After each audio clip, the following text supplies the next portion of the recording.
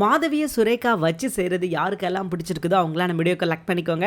ஆமாங்க, மாதவிய சும்மா வச்சு செய்யறாங்க அப்படின்னு சொல்லலாம். இவ்வளவு நாள் வரைக்கும் பாத்தீங்கன்னா மாதவி நம்ம நந்தினியை போட்டு படாத பாடு படுத்திக்கிட்டு இருந்தாங்க. பட் இப்ப அப்படி கிடையாது. சுரேகா அப்படின்ற ஒரு பில்டர் இடையில இருக்கிறாங்கன்றதுனால அவ்வளவு ஈஸியா வந்து நந்தினியை தொட முடியாது அப்படின்ற ஒரு சிச்சுவேஷனுக்கு அவங்க தள்ளப்பட்டிருக்காங்க. சரி, அப்படி என்ன நடந்துகிட்டு இருக்கு அப்படின்னு கேட்டீங்கன்னா, மாதவி எப்படியாவது நந்தினி மேல ஒரு பழிய போட்டு அல்லது சுரேகா வந்து எப்படியாவது நந்தினிக்கு எதிராக மறுபடியும் திருப்பி விட்டுறலாம் அப்படின்னு சொல்லி அவங்க மனசுக்குள்ள இதெல்லாம் பண்ணா சுரேகா இப்படி பண்ணிருவா, இப்படி பண்ணா ரெண்டு பேருக்கு முட்டி மோதிக்கிறோம் அப்படின்னு சொல்லி ரொம்ப சப்ப பிளான போட்டுக்கிட்டு இருக்காங்க. பட் அதுல ஒரு பிளான் என்ன அப்படின்றத லாஸ்டா பாத்திருப்பீங்க. அவங்களுக்கு ஃபேவரட் சட்டையில வந்து மைய தெளிச்சு அதை வந்து சுரேகா முறியடிச்சிட்டாங்கன்னு வச்சுக்கோங்களேன். இங்க பார்க்க நீ நினைக்கிறது நடக்காது, நான் உன் கூட இருந்தவா, சரியா, நீ வந்து புதுசா ஏதாவது ட்ரை பண்ணு அப்படின்ற மாதிரி பல்பை கொடுத்துட்டு போயிட்டாங்க. அண்ட் இவ்வளவுதான் கடைசி எபிசோட் நடந்தது. இன்னொரு முக்கியமான விஷயம் என்ன அப்படின்னு பாத்தீங்கன்னா, ஏற்கனவே நம்ம நந்தினி அண்ட் சுரேகா யாரெல்லாம் ஒர்க்குக்கு செலக்ட் பண்ணிருக்காங்களோ அவங்கள எல்லாத்தையும் சுந்தரவழி நான் மறுபடியும் செலக்ட் பண்ணுவேன் அப்படின்ற மாதிரி சொல்லி எல்லாரையும் வர வச்சிருக்காங்க. இந்த திட்டத்துக்கு பின்னாடி யாரு இருக்கிறாங்க அப்படின்னா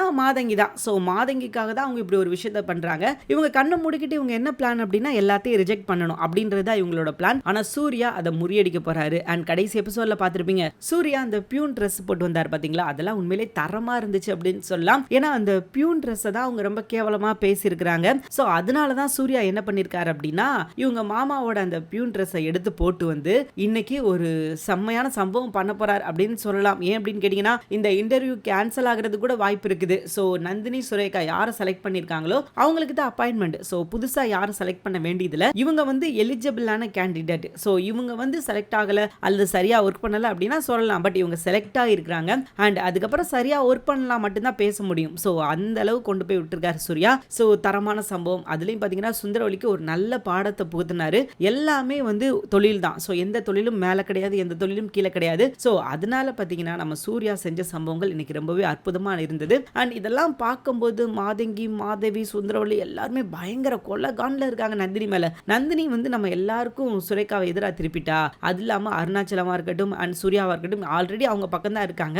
இதுல சுரேகாவும் அவ பக்கம் இழுத்துட்டா. அவ என்ன செஞ்சுதான் இப்படி கொண்டு வந்தான்னு தெரியாது. இப்போ எல்லாரும் பாத்தீங்கன்னா நம்ம நந்தினி பக்கம் தான் நிக்கிறாங்க அப்படின்னு சொல்லி மட்டமான பிளான். இவங்க வந்து எதையுமே யோசிக்கிறது கிடையாது. எதுக்காக வந்து நந்தினி பக்கம் நிக்கிறாங்க? ஏன்னா சுரேகா வந்து தெளிவா சொல்லிட்டாங்க, இங்க பார்க்க நானும் வந்து நந்தினி எதிரியா தான் நினைச்சுக்கிட்டு இருந்தேன் உங்க கூட சேர்ந்து. ஆனா நான் திருந்திட்டேன்ல. ஏன் திருந்தினேன்? எது உண்மை எது போய் அப்படின்றத நான் கண்டுபிடிச்சுதான் நான் திருந்தினேன். அதே மாதிரி நீயும் திருந்திரு, அதான் உனக்கு நல்லது. இல்ல அப்படின்னா நீ ஏதாவது தப்பு பண்ணனா நான் தட்டி கேட்பேன், கண்டிப்பா கேட்பேன் அப்படின்ற மாதிரி சொல்லியிருக்காங்க.